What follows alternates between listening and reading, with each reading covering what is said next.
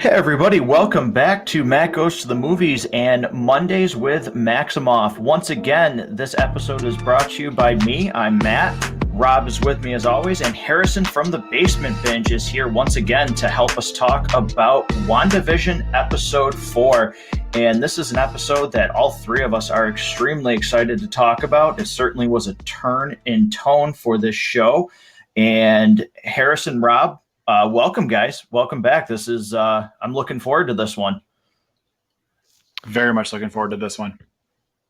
Me too. Yes. Thank you for having me back. Harrison, it's always a pleasure. So, Harrison, I'm going to let you get started. For listeners of this show, if you've been listening to WandaVision or any other episodes, we are going to go into our 2-minute warning. That's where we're going to take 2 minutes uninterrupted, each person, give our thoughts here, spoiler free, of what we thought of this episode, and then we will move on to spoiler territory. And we're going to have Harrison kick us off here. So, Harrison, what's your thoughts here on episode 4 of WandaVision? Yeah, great episode. Like you said, it just cranks everything up. The last few episodes that we've been recording about WandaVision have the biggest excitement has been from anticipating what's coming, and it's here. And it's epic and it's awesome and it's fun. That's something that as of right now, from what we're presented, is small. You know, it's a small team. It's not the Avengers teaming up, as Mysterio put it. It's not an Avengers level threat. I think it might develop into that, but as of right now, it's not. And it's awesome to see small characters like Darcy coming back, Agent Wu coming back, and that team up nature, how fun that is. Because it's built around some great build-up that we've had over the past few episodes for WandaVision. It makes me retroactively appreciate those episodes more. You know, even though a lot of this episode was just like confirming our theories, confirming our ideas, you know, and just kind of like laying it out very simply for maybe those people who aren't super fans who didn't already guess these things. You know, but even if you totally guessed these things and knew that it was coming or anticipated it, it's such a great payoff because the way it was set up is so good, but it also just leaves the door open for so much more. So it's just like the perfect balance of all the things. And it's just like, it's such a new type of story. Like I don't think that a comic book genre has ever taken its audience this serious in like the newness that it's tried to do in the format of television and movies, and it's just exciting. And it's also just exciting to have the MCU back as the MCU. You know, as much as I love the sitcom part of it, we're moving past the sitcoms. Like, this is the MCU. It's just great fun. Yeah, Rob, I'm going to jump in with my thoughts, and I'll let you close off this segment of the show. But for me, this episode, and I mentioned it to you guys, it's everything that I wanted from episode 4 of WandaVision, but without knowing exactly what it was going to be. And it hit every single note for me. There's some humor in this episode. It's very light, but there's some quick humor here from a returning character that we haven't seen in a very long time. There's a lot of emotion in this episode. And it did something that I was not expecting. It brought me back to the Infinity Saga, so to speak, and really made me appreciate more Endgame and the aftermath of that movie. And we'll get into that when we're not talking, or when we're into spoiler territory. But yeah, this episode really kind of hit me in all the feels, and I cannot wait to see where we go, but there's a lot for me to talk about. So I'm going to keep my spoiler-free portion very short, and I'm going to turn it over to Rob and just say this was everything that I wanted from this, and I can't wait to see where it goes. So yeah, I'm going to co-sign a lot of that. And what I'd really call out is that episode 4 was really what this show needed to have for myself. And I think a lot of fans who sort of were intrigued by what was happening, but like I said last week, you know, episode 3 to me was just very much just get on with it and show us what's happening. You know, we're all theorizing about what's going on, what's really going in place. And we had thoughts about the beekeeper outfit. We had thoughts about the helicopter showing up. We had all of these different ideas and theories and trying to figure out what's actually happening. And we don't get paid off on all of it, but man, we do get paid off on quite a bit of it this week. And it's exactly what we needed at this time, because to try to give us another week of just, a throwback sitcom where they're still hinting at some things, maybe something's happening, maybe not. I think a lot of viewers would have been turned off, not necessarily turning their screen off, but not necessarily as excited about it. And after what we see this week, it was hard for me to imagine that by the end of episode 4, I was going to be just as riveted by what we're going to continue to get for the rest of the season as what I was. We do get some return characters that maybe weren't massive parts of the MCU, but definitely played their roles. And it's so great to have the MCU back, like exactly what Harrison said. I think we talked about it in a previous episode, or maybe it was the first one. We're just having that Marvel, that theme song, that opening title crawl where they scroll through all the characters and things like that. Just having that week after week is so exciting. That when we do get these return characters that we haven't seen in a while, it just makes me so happy that, we're back. The MCU is back. Sooner or later, Black Widow will launch, maybe, or it'll get delayed again, or it'll go on Disney Plus, or it won't. Who knows? But it's still exciting, and it's gonna keep us satiated until we really get the next major MCU release.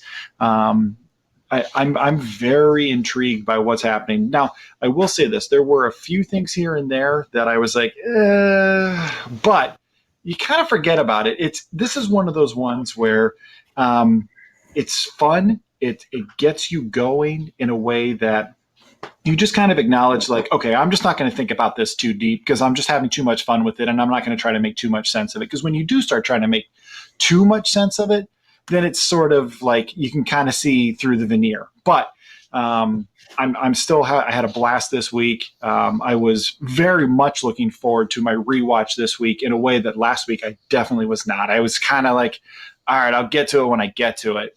But this week it was definitely something I carved out time and put the good headphones on to re-listen to.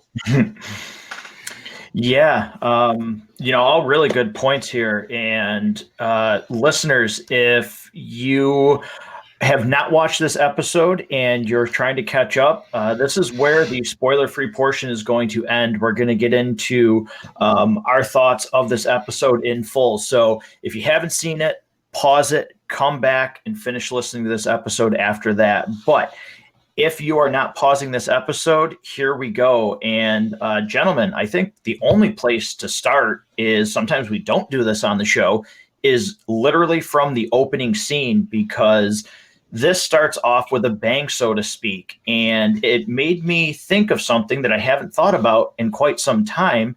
And that is, as it's referred to, as the snapping, and the effect that this would have on people that came back, because we got a little bit of it in Endgame.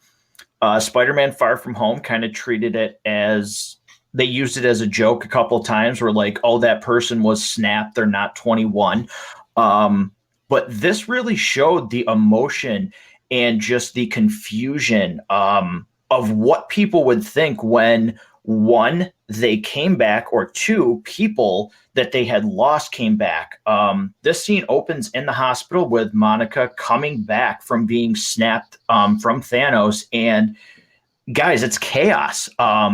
She's in a hospital room thinking that her mother is supposed to be there, and she finds out she's been gone. Her mother, her cancer came back, and her mom died. And this episode hit me right away, like right in the gut. Like, man, I did not think about what these people had gone through and how emotional it would be for them. And Harrison, I'll kick off to you first, but that, to me, what a way to set the tone and a way to kind of tie things back together and say, hey, this is serious. Because Rob, when you go into this, I'd like you to maybe dive a little bit deeper. I know that you said from Thor Ragnarok, that's kind of where the MCU, like, a lot of things became a joke. So I'd be interested to hear your thoughts on that.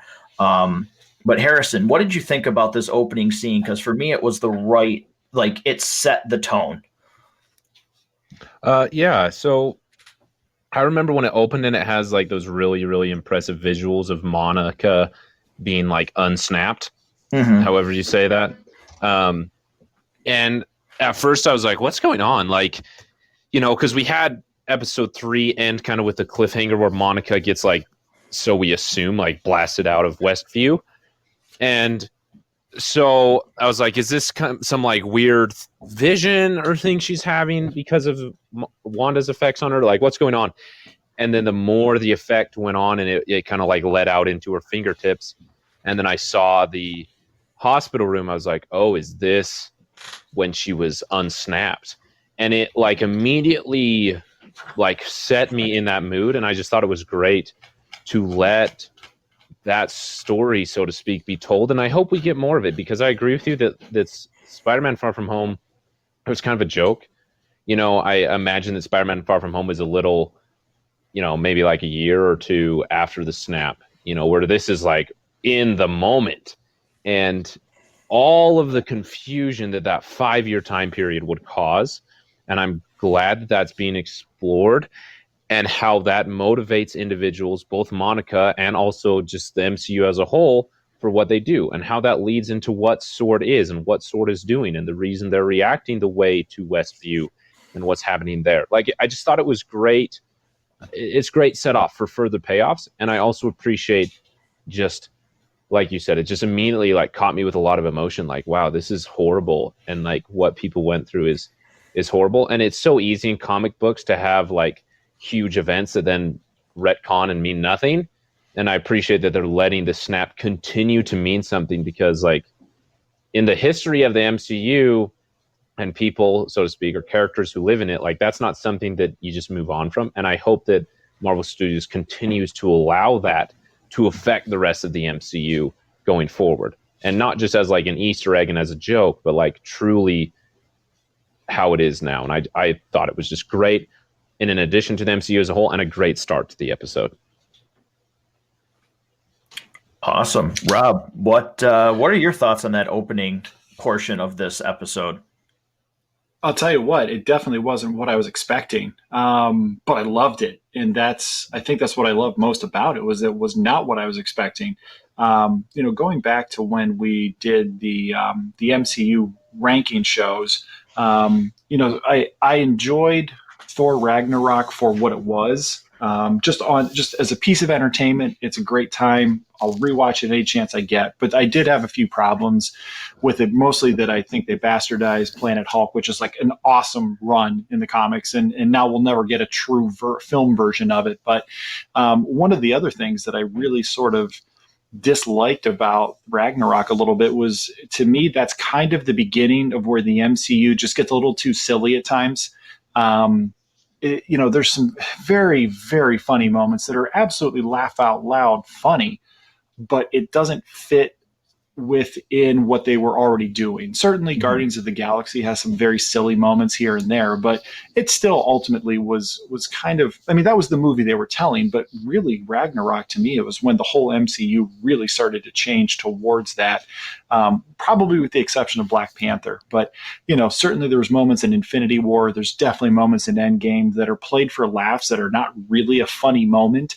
And I think you trace that back to what we saw in Ragnarok and the response to it. So to have, you know, the unsnap happen, or the unblipping, or whatever, you know, I think they called it the decimation at some point, which is not actually accurate, because it's half of all life and a decimation is 1/10 of something. But they do call it the decimation at different points. To have that, to let us see those effects was very powerful. And to see that chaos and people just running into each other in the confusion, and all the people in the hospital just going, what the heck is going on here? Was really, it stirred an emotion, and it really gets you to thinking. You know, certainly since Endgame has been over, it's made me wonder, like, okay, so we know, like we see at the end of Infinity War, planes falling out of the sky and cars crashing into each other because somebody had been snapped and just disappeared. Well, when they unsnap, will all those people unsnap into the sky that were in the plane? Like, right. What will happen to people that were in buildings that don't exist anymore? Like, hey, this building caught fire and burned to the ground, or hey, they demolished this casino and there were these people who were staying there and now they just reappear in midair. Like, I don't necessarily know that I need Disney and Marvel to dive into that level of it, but yeah, I kind of want a more adult, serious approach to how they treat people coming back from this and some of those problems that are going to arise. Like, I don't necessarily need to see what's going to happen if like a person gets unsnapped right in the middle of open heart surgery and then they come back and like have their chest still open. Like, I don't need that, but I really loved that. That's how we started this. It's a much more serious take on that, and yeah, we got a little bit of it in Far From Home, but it was played for a joke, and it was funny because that's the movie they were trying to present to us.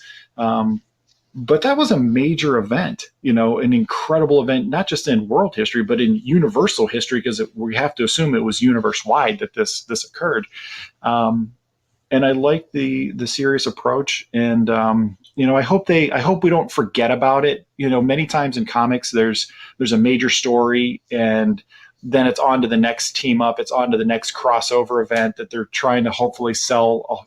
People who only read Flash will now have to buy Superman and Justice League to see the next part of the story. And they kind of just don't really talk about the last major world-changing event anymore. I hope that the MCU still retains some of that, that major event that happened when half of all life disappeared and then came back 5 years later. Certainly there's going to be people with different relationships, husbands and wives, where one person got snapped, the other grieved that for a period of time and then moved on and started a new relationship. What does that look like? I think some of those things would be interesting, although I don't need whole movies about it. Love the opening. Yeah. Go ahead, Harrison.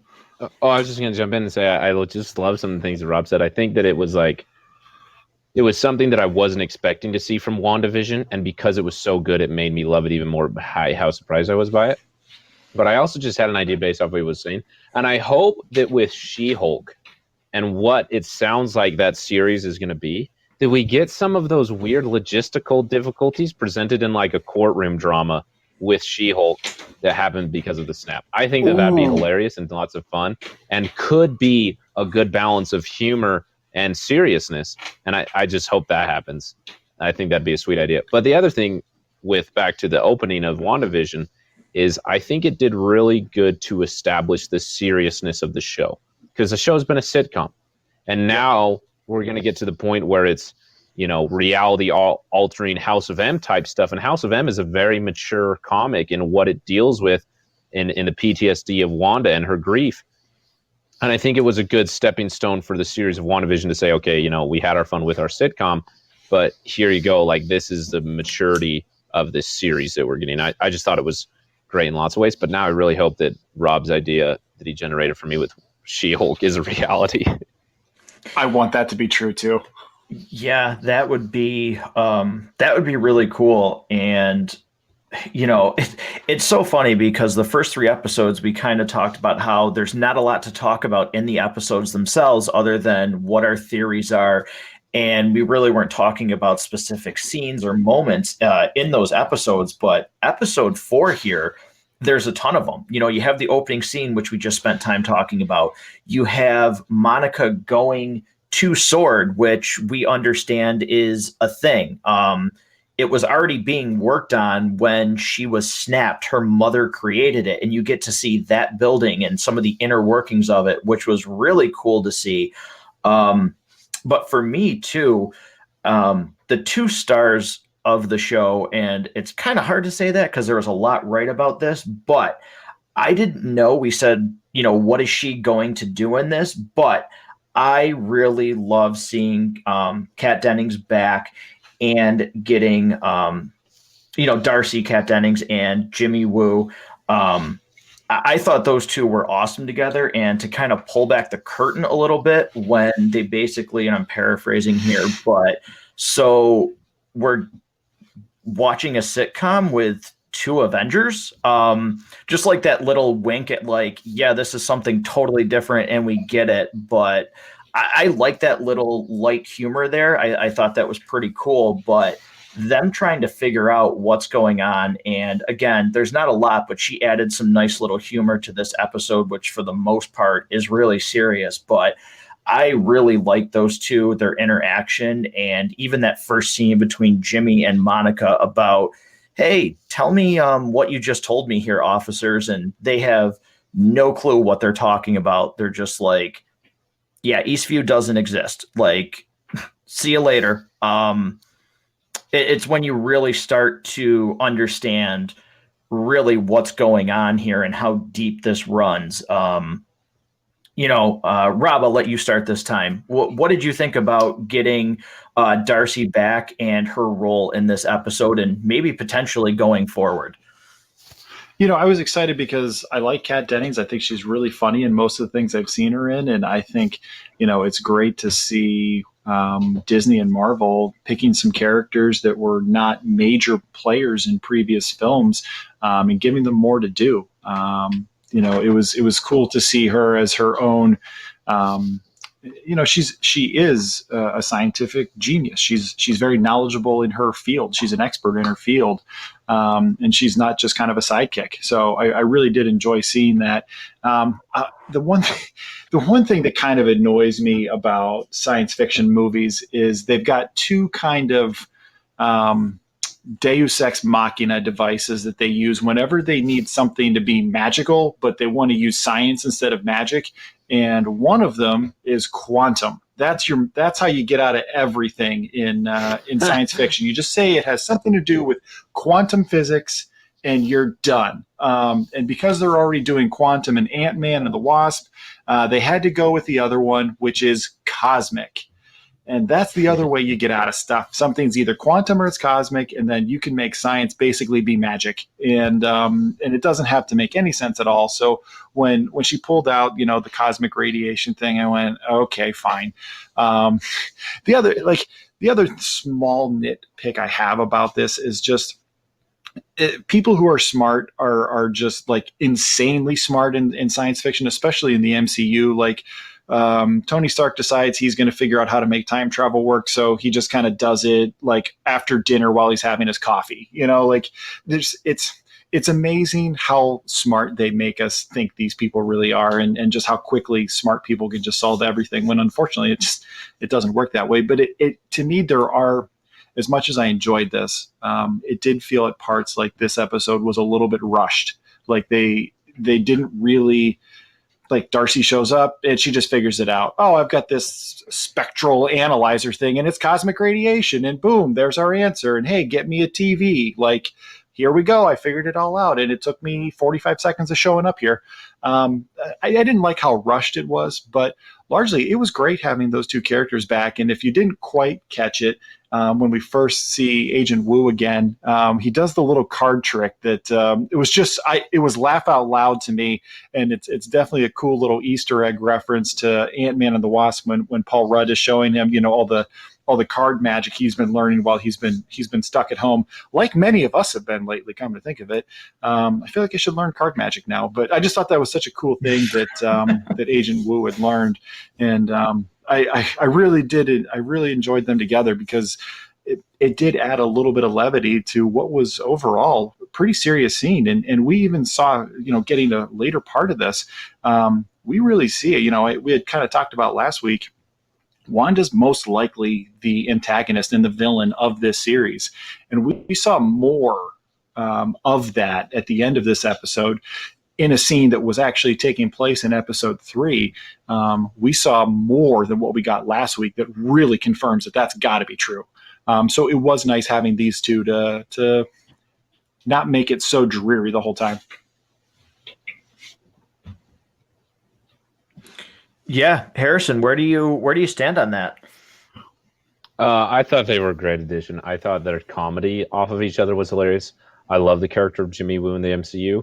I also like that he's not part of SWORD. Like, he's just I think he's like a CIA agent. Like, he's so simple. Like, I love the scenes where he kept going up to the whiteboard and writing down questions that are like the same questions we're asking. Why is there a hexagon shape? Why is it a sitcom? Is it the same time and space? Is Vision alive? Like, it's just because it's him, it makes it so much funnier to me. Like, it's funny that they're being so like lampshading, but the fact that it's Jimmy Woo doing it makes it even better. And it's like I said in my the 2-minute thing at the beginning, it's a small team up, you know? It's the two of them huddled around a TV, and he's like, "Are you crying?" She's like, "Well, I'm invested." Like, I don't know what it is about the two of them and existing in such like side character roles in MCU, to see them like get their own thing that they're doing and have it built around these existing characters that I find hilarious is tons of fun. The one thing that does bother me though is that Darcy, I'm pretty sure she was a political science major. And in Thor 1, I'm pretty sure they made a joke about how she's a political science major. And now she's like a super scientist in like 3 different fields. And I'm like, okay, whatever. Like, I can just accept that you changed that. But it's like, there's just a small part of me that's like, well, I haven't forgotten that joke, you know, so. Yeah, no, I do remember them saying that. And that's one of the things too, is kind of like, okay, I mean, there is technically a lot of time that has passed between Thor 1 and where we are now in this time frame with the MCU, but still, they did make mention of that. So, Harrison, I did like though too how you said just all the questions on the whiteboard is, you know, again, just kind of literally like that line of, so we're watching a sitcom with the Avengers. You know, it was just kind of going along with the flow. I really liked it, that it felt like, I don't know why it made me feel more attached to the show that they had the same questions, and that's probably intentional to draw you in more, but I thought it was a really nice touch.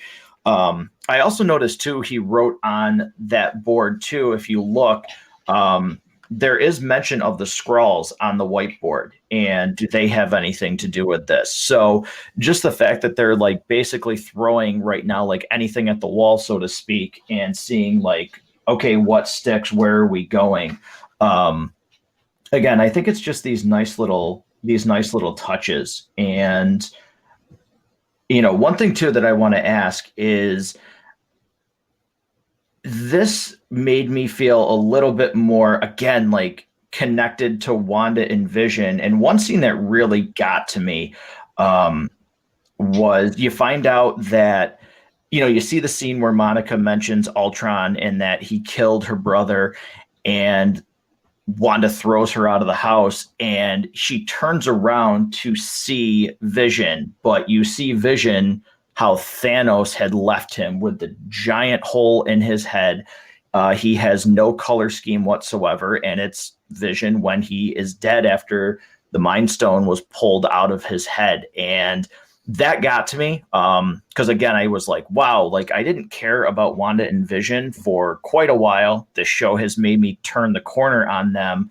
But then seeing that and like what that did to her reaction, it made me think that because of Monica mentioning Ultron, that it even for a minute there took Wanda out of this reality, because she wasn't controlling it. She was more thinking about actual reality and not her perceived reality. And that's why Vision did not appear to her like he was supposed to. Harrison, I'll let you start. Any theories on why Vision turned that way, or is it just, you know, maybe again, some of these things we're just thinking too much of? Whatever's happening, that was a great scene. She turned around and it was Vision like that, and it like made me physically uncomfortable. Like, it was so creepy and like eerie, and I was like, oh, like put him back to normal. And it was just really effective. And I think in short, it's just more of getting into Wanda's mindset, which I think is so exciting to explore. You know, like if I'm doing the math right, you know, Wanda, she was snapped. Whatever happens to an individual when they're snapped, you know, whether they're the Soul Stone or whatever theory you choose to subscribe to, something happened to this individual for 5 years, and then they come back. And in Wanda's situation, she came back and Vision was gone, and she had to deal with that grief of having killed him to save the universe, to then have him resurrected and then killed by someone else, to then have the universe destroyed. Like, that's a lot she's gone through. But anyway, back to the timetable. If I've got it right, she came back from the snap, you know, had her part in Avengers Endgame with Thanos, and then, according to the WandaVision show, within about 3 weeks, created Westview because Monica comes back to Sword within 3 weeks of being unsnapped. And so this isn't something that like Wanda has been stewing over for a large amount of time. Like it was where she wasn't existing and then she came back and within 3 weeks she's created another reality. Like that's how extreme her powers are. And I think that it just kind of shows like maybe the control that the grief is having over her. I'm thinking way too much about that scene and the other trailers that have come out, but I think it's kind of like showing like how much Wanda personally is dealing with and how that's the cause of everything. But either way, it was super creepy and really effective. Yeah, Rob, thoughts? Initially, so we kind of speculated in previous weeks. Is Vision there? Is this all Wanda's doing? Is somebody influencing this and Wanda's going along for the ride? My initial thought when I saw that was perhaps to make her reality what she wanted, because it feels as though everybody in that town is actually a real person in that town. Right. There's all those people that they identified, that are cast as this person and that person. So it seems to me logical that somebody would have to be Vision. And is it possible that she has his, whatever is left of his synthezoid body, brought into that reality and kind of like breathes life into it? And it's really just his soulless synthezoid body kind of being, floated around in the air that she's just kind of given this existence to again. So that's sort of the first thing I thought was, okay, is she actually seeing what is, or was it just she was struck in that moment by having to confront actual real reality as opposed to this dream world she's created? Is she now having to confront Vision as what is left of him or what had happened to him? And that was really what she was seeing there. I'm fascinated by both of those outcomes, neither of which are probably true. And I'm fascinated by what they actually do with it. Yeah, because when he comes back in the house and asks what happened to Monica, and, he says to her, he's like, we can leave. And, she, again, like really good scene. Like she has just impressed me this entire series so far. But the fact that she just kind of tears up and says, we can't go anywhere. Like, this is our home. Again, you realize that if she leaves here, this is over. This is what she has. This is what she's going to do. And she, for the most part, unless there's a little bit of a twist and somebody else is pulling the strings, so to speak, she's done this and she doesn't care that anybody else has been affected by it because this is the reality that she wants to live in. She doesn't want to live in the other reality that is now,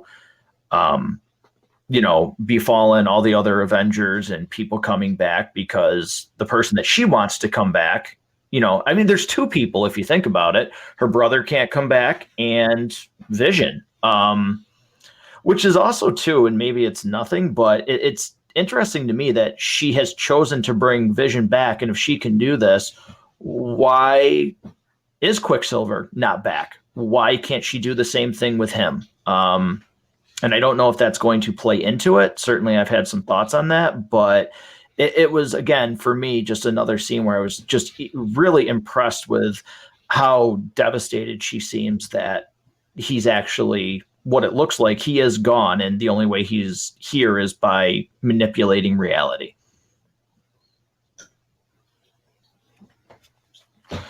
But my one question, too, that I'm going to have here is, where do we think the missing person that originally started this episode, so to speak, too, as to why they were going there? You don't really get anything further on that. Just, hey, it's a missing persons case. Rob, what do you think about that? Who could that possibly be? And, is it another character that we're supposed to be seeing? Or Is it just somebody that for some reason went missing because of Wanda? And does it have anything to do with maybe Monica being able to enter and Jimmy Woo isn't? The people that she's been able to bring into this reality, are they people that were snapped? Does that have anything to do with why these people are able to be manipulated? There is a lot there. Initially, as I was watching it, I was on the first watch through. I was thinking, okay, so he's Jimmy Woo says that somebody in the witness protection program, and he's in New Jersey. This is where the town is, and he's coming in from California. So there's got to be a reason why he's connected to that. Why wouldn't they just have the local field office dispatch somebody?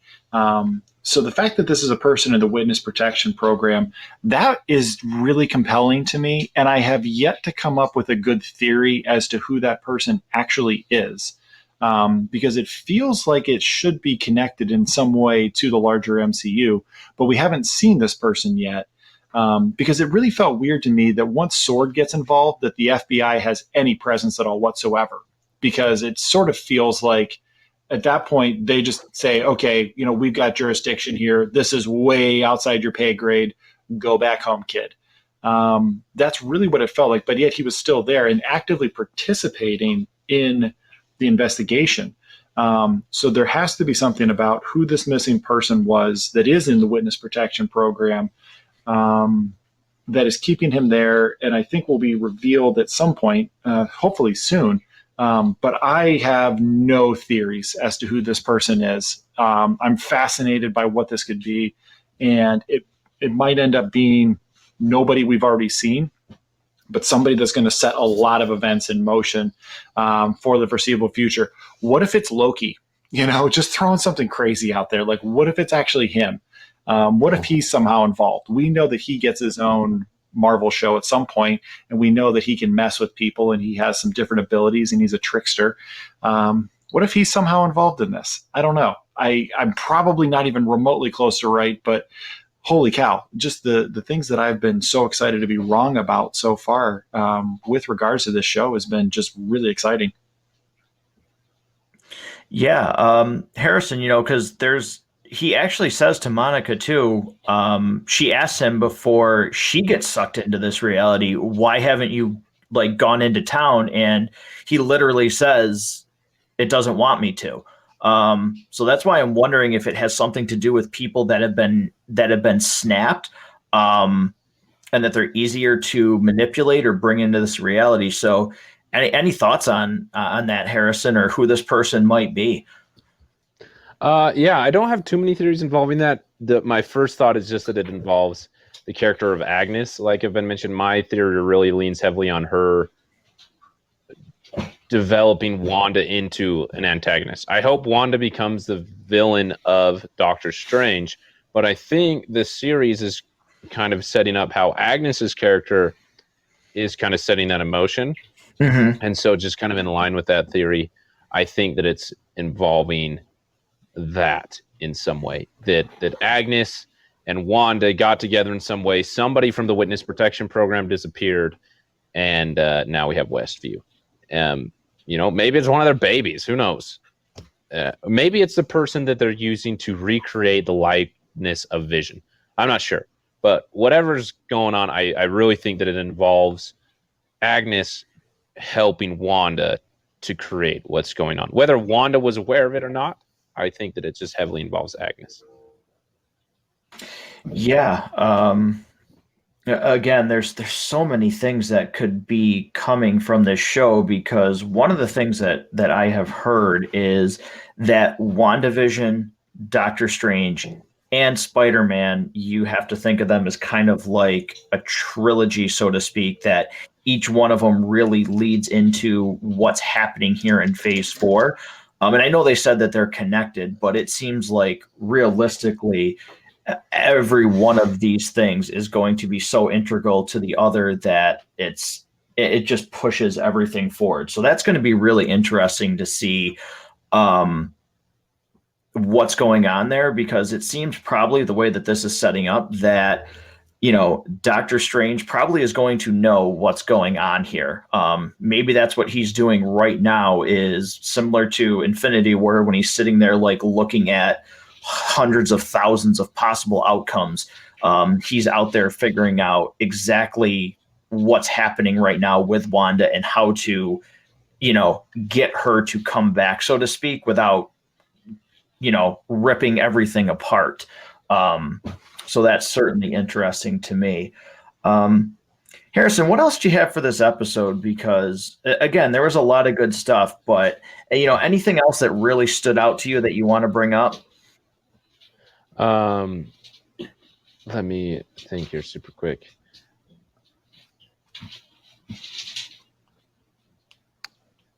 Oh, I think I loved the moment where, well, I'm trying to think. There's so many things that I could say. Like you said, there's so many things that I want to talk about. It could mean something, but this is what I say. I think that next episode is going to be gangbusters crazy. Like, I just really think that it's just going to get weirder and more trippy and more intense as Sword tries to interfere with Wanda more and more. And I'm super, super excited about it. Like, I love that we got to see how Wanda manipulated the reality when there was an invader, whether it was the drone that, we now know is a little toy, or whether it was the beekeeper who was actually the dude in the hazmat suit, just like we guessed, but they didn't see that. When they were watching the sitcom, it had a cut or an edit in some way where Wanda's really controlling this reality. And I think the more that they try and interrupt that, the more that Wanda's going to have to try and control the reality, and the crazier it's going to get. And I think in Sword's attempt to manage this situation, they're going to make it worse. And that's going to be the events of Doctor Strange and Spider-Man, which I think would be really cool with the timeline. It almost as if like Sword has this Westview incident kind of that they're dealing with and has it under wraps. And then kind of towards the end of it, Doctor Strange is using his mystic abilities to observe everything and interfere only in the ways he deems necessary. And then at the same time, we have the deal with Mysterio in Europe. And then those three events kind of end at the same time. And then they have like an explosion into the multiverse and the madness contained therein. And obviously there's going to be a lot that happens in WandaVision to get to that point. And I hope, just based off the trailers we've been seeing, this is just a theory I'm going to throw out there, that Vision is the first to realize that Wanda is the antagonist. I hope that happens, and that he's the one, whether he's alive or not, that makes a break back to reality, and that would spur even more. It's really interesting. I like your theory about Doctor Strange getting involved, though, because I feel like that's really very reminiscent of the comics, and specifically House of M, which this is really a lot like. But I also loved how this episode was like, oh yeah, we know you comic readers who know the story of House of M. Well, you thought you were catching on, but now you're not, and like, I just love how unique every episode feels from this point on. Yeah, because Rob, I'll let you jump in here. Harrison, you said Vision. He does seem to be the one that kind of always starts the process of, wait a minute, something's not right here. Even when he's at his job and he's just like, well, why do we do what we do here? Like, what does it mean? I mean, if this is his reality and Wanda's creating this, in that context, why would he even be questioning it? Like, it should just be, it's his job. He doesn't question it, but he questions there. He has, questions for Wanda when she's pregnant. And then we all talked about it. We thought our internet connection skipped because the show backtracks, but it's Wanda stopping him from asking questions. I do think that Vision is starting, for whatever reason, and whether or not it's part of him is still somewhat there because of the Mind Stone. because we don't know with Cap bringing Stones back exactly, what this did, because who knows, maybe Wanda has plucked Vision from another reality. Certainly things like that have been talked about with other characters and certain things. So maybe he's dead. Maybe he's been plucked from another universe. But he definitely seems to be the one that's noticing the cracks in the armor, and nobody wants to tell him anything. When he questions it, it's either one, Wanda, kind of takes back time, so to speak, and rewinds it, or people just are very vague with him about what's going on. So, Rob, any further thoughts on that kind of stuff? One of the things that I think right at the very beginning seemed kind of strange to me was that, they just kind of dropped Sword on us like out of nowhere. This is the first time we've heard of them. This is the first time we've seen them. It's this massive program clearly funded by either the U.S. government or the United Nations or something. They've clearly got a space program because they talk about an astronauts program and Monica being grounded. So it does feel a little shoehorned in that we'd never really heard of this organization before. Like Iron Man not involved at all in any way. Like that seems weird to me, especially when it's Captain Marvel's BFF that kind of, founded this whole thing, and she never thought to mention it because clearly this was already in place before the snap because Monica was working there pre-snap. So this is something that's existed before the events of Infinity War. It feels weird that this just kind of, this is a thing now. Yeah, don't worry about it. It's a thing now. Just go with it, guys. So I'm curious to see how they kind of explain that because it does feel a little bit like a retcon to me. But outside of that, I just really love as somebody who briefly worked in television and film a little bit and radio. I just love the fact that they keep bouncing back and forth with the aspect ratios. And I noticed it every time they've done it. I've talked to some people that it didn't really occur to them what was going on, but when it flips back and forth between the 16:9 aspect ratio of HD and then goes back to the 4:3 of standard definition television pre-HD, it really is a very cool transition to show you what is the real world and what is Wanda's manufactured reality, and the way that they kind of filter things so that it's clearly one picture is HD, that's the real world, and then it kind of looks a little bit different to be the 60s or the 70s or whatever it is they're trying to trying to present it as. Just little things like that are just such a cool touch to really add on to the world building that they're going. I love it, and I am absolutely in love with the fact that they ended this episode with Jimi Hendrix, Voodoo Child. It's an all-time classic jam.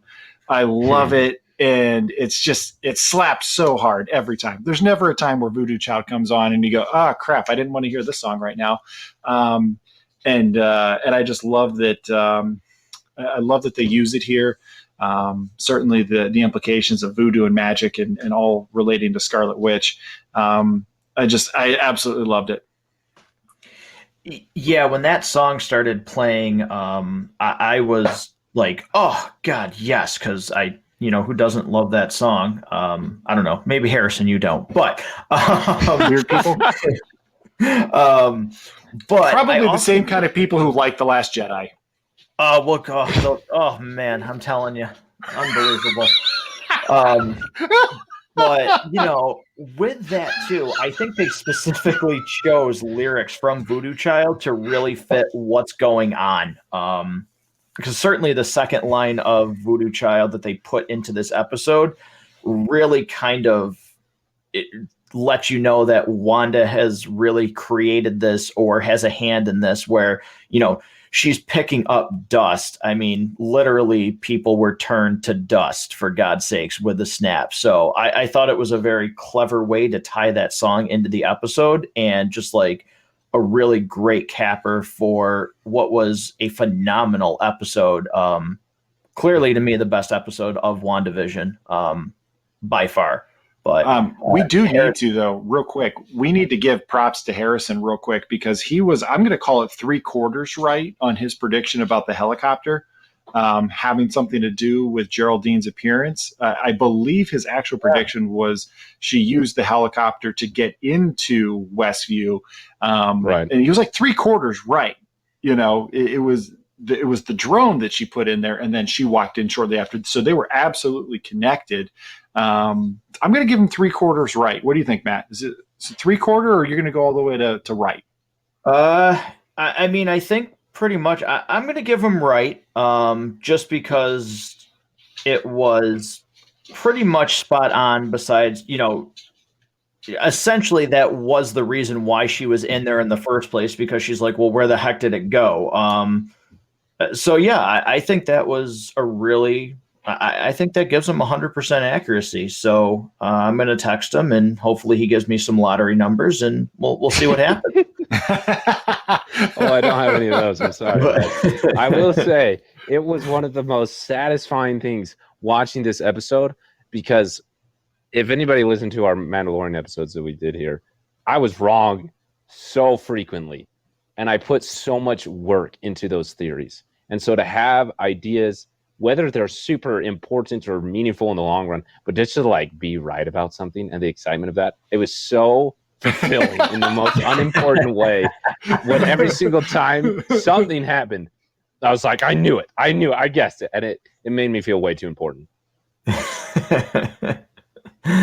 So, we're on episode 5 coming up here this coming week, and we still have not seen,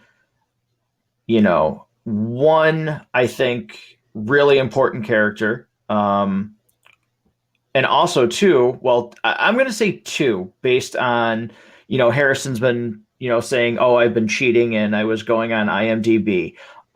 We have not seen Evan Peters yet, and we have not seen or heard, because I'm sure it's a voice, we haven't heard James Spader as Ultron, and he is credited as Ultron voice on IMDb. So 2 pretty important people. Obviously, we know who James Spader is, and we certainly talked about Evan Peters and what he might represent. So, again, there's still a lot more to come. There is probably a lot of twists and turns and some, oh my God moments. Like I can't believe, because it seems like they have said, you know what, we're exploring all avenues, and we're a comic book franchise, so to speak, and we're just going to tap into everything. So I'm really excited about that, to see what these 2 characters are going to bring in.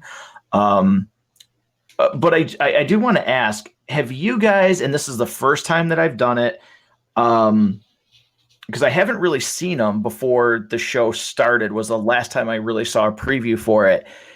Did you by any chance get to see the preview for the next episode? Because there's a couple things that happen in there that make me rethink a couple theories. Did either of you guys watch that?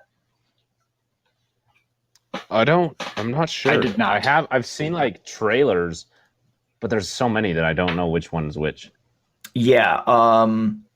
There's an episode 5 trailer that, once again, it shows Vision questioning what is going on in this reality. It shows almost what looks like a confrontation between the 2 of them, and it shows one scene where I still think somebody else is helping Wanda pull the strings or made a deal with her, because Rob, I know you absolutely love this movie, but in the scene, Wanda's eyes turn completely black. And in a lot of these movies, when that happens, it happens in X-Men Apocalypse. Harrison, just like The Last Jedi, Rob adores X-Men Apocalypse.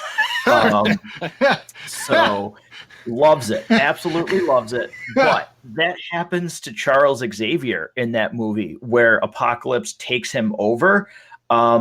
And it kind of makes me think that there is somebody else still behind the scenes, maybe helping Wanda in this universe that she's created. But it's certainly an interesting preview that, again, it could mean nothing, but there's a lot of indications. And in this episode preview. If you guys eventually get to check it out, or if maybe you check it out after the episode to see what it showcased, so to speak. Yeah, I'm trying to find it right here so I can watch it. Let me see if I can. Because I want to be able to I did not watch it. And yeah, one of the things that, Matt, we talked about with Mandalorian is very much unlike a lot of other major, the kinds of shows that people talk about when they go to work on Monday morning. The Mandalorian did not say next week on The Mandalorian. We didn't get the music in the background with a preview to kind of spoil some things that were coming up. Because first of all, that show doesn't need to bait the hook at all to get you interested to come back next week. Like if you're not super pumped for the following week's Mandalorian, then you don't have a pulse, I think. I don't know. Maybe you're weird. So they didn't need it.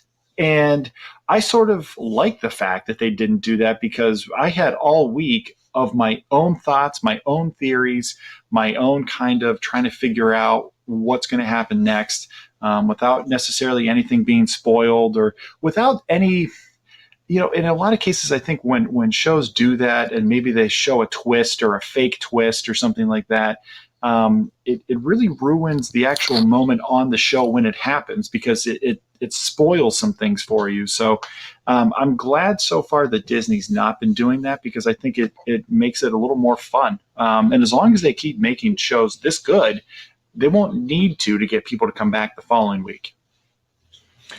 Yeah. Now when you say spoil, I mean, do you mean Batman v Superman spoil, where that final trailer pretty much gave you the opening, middle, and final act? Because that's an indication of a studio going too far with a trailer. I think the studio went too far with that film overall. Harrison, did you find that, or any thoughts on any of the things that were just said?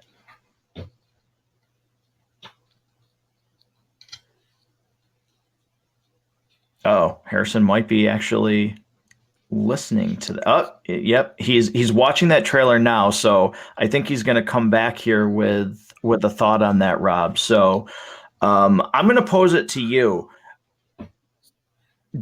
And we said that we needed something in episode 4, like we need to know what's going on.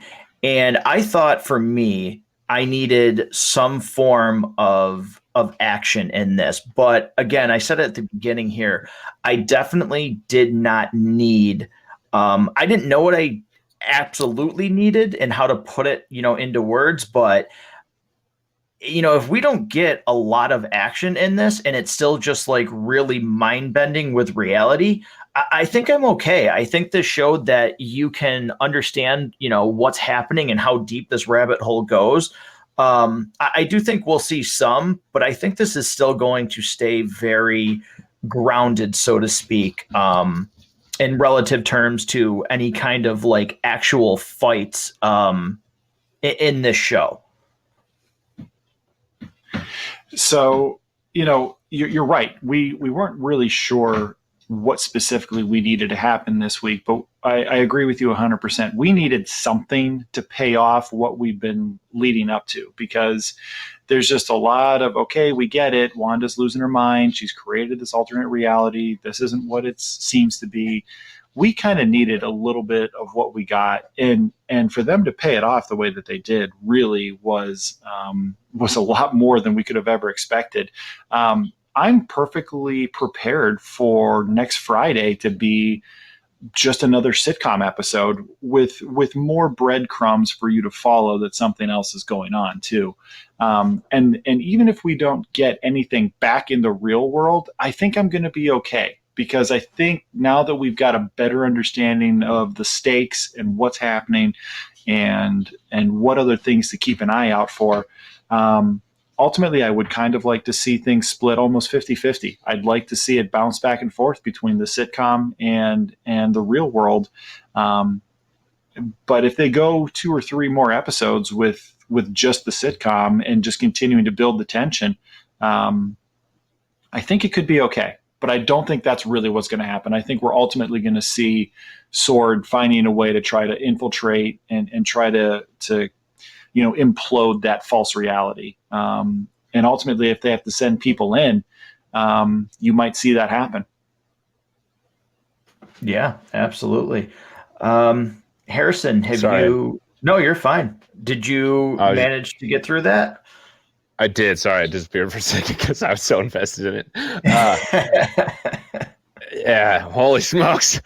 I saw there's also, just Matt, if you're curious, there's a super, it's like 20 seconds, a leaked promo for episode 6. So similar to the promo that they're doing for episode 5, there's one for episode 6 that was leaked. Apparently it was like 15 minutes long, but then Disney Plus took it down and it's only like 20 seconds now. But I'm not going to talk about that because it might spoil things. But holy smokes, I don't even know what to say beyond whatever's going to happen. Sitcom, Sword, whatever it is we're going to be viewing, it's going to be nuts. And it's just going to continue to get more and more nuts. And I'm excited for it. And I'm not really sure about so many of the things that I saw. I think I have more questions than I do ideas at this point. But I'm very excited nonetheless. I see. So, guys, I think this is where we're going to get into the final recap here of what we think. So, Rob, I'll let you go first. Your final thoughts on the episode, and how many reels are you going to give this one? So, going back to when we did the second part of the MCU rankings, at that point, there was quite a few shows that had been announced for Disney Plus. And one of the things we talked about was which of those are we most excited about. I did not mention WandaVision at the time as a show that I was super excited about compared to some of the other things that we were being offered. And that really changed for me during the Disney investors kind of presentation when they just rolled out, hey guys, here's all the stuff that's coming. And our minds all collectively exploded that day. Like every nerd's brain just went, oh my God, I can't take it. Poof, And at that point, when we started seeing what this show was going to be, I went, oh my God, what is this thing? This is going to be nuts. This is going to be wild. And for this week, we finally really got that. I mean, we know that going forward, this thing is going to just continue to be kind of nuts, kind of bonkers, kind of nothing we've seen from the MCU or Disney before. So it was so great to get that payoff.